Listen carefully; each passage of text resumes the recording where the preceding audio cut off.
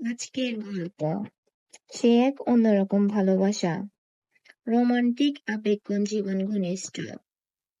বন্ধুরা, আমার আজকের গল্পটি শুনতে চাইলে কানে হেডফোন লাগিয়ে শুনুন। ঢাকার এক পুরনো গলির ভেতরে একটা দোতলার বাসা। বাড়ির উপরে রোদ পড়ে দুপুরবেলা, আর সেই রোদের নিচে দাঁড়িয়ে আছে রাফি। বয়সে 20-এর কোটায় পা রাখা এক শান্ত স্বভাবের ছেলে। চোখে স্বপ্ন, মনে আবেগ। এই গলির বাসিন্দা সে 1 বছরের মতো। পাশের ফ্ল্যাটে থাকে নীল শাড়ি পরা এক নারী, তানিয়া বৌদি। বয়সে বড়, কিন্তু চোখে যেন কষ্টের এক গোপন জগৎ। তার হাসি সবসময় নিঃসঙ্গতায় ডাকার চেষ্টার ভরপুর।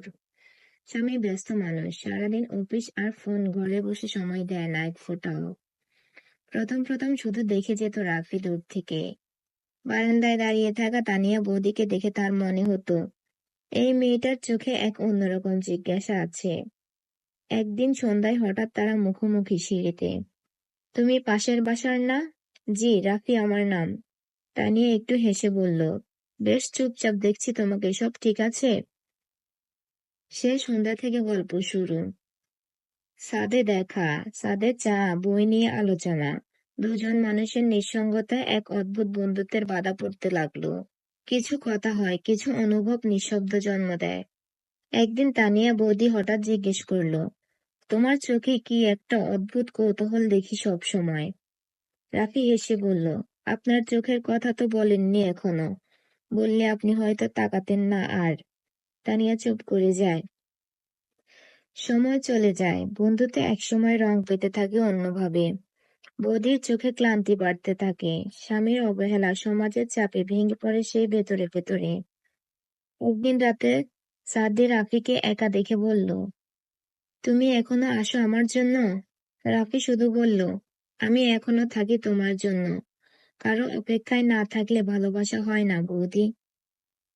তানিয়া এবার আর কিছু বলে না। হঠাৎ করেই চোখ বেয়ে নেমে আসে এক ফোঁটা জল। সেদিন ছাদে তারা একসাথে বসেছিল অনেকক্ষণ। কোনো কথা নেই, শুধু অনুভব। সময় থমকে গিয়েছিল, কিন্তু তারা জানতো এই সম্পর্ক সমাজ মানবে না। এই ভালোবাসা হয়তো শুদ্ধ, কিন্তু বৈধ না। একদিন রাফিকে দেখে ফেলল তানিয়ার স্বামী আসিফ। ছাদে একসাথে বসে থাকার দৃশ্য, চায়ের কাপ, চোখে চোখ রেখে তাকানো। ঘরে ফিরে চিৎকার চেঁচামেচি। তানিয়ার মুখে কিছু বলেনি, শুধু বলেছিল, আমার পাশে যে সবসময় দিয়েছিল তাকে দোষ দিও না। যে পাশে ছিল না, প্রশ্ন তার হওয়া উচিত। এরপর কিছুদিন দেখা গেল না তানিয়াকে। বাসা ছেড়ে চলে গেছে হয়তো।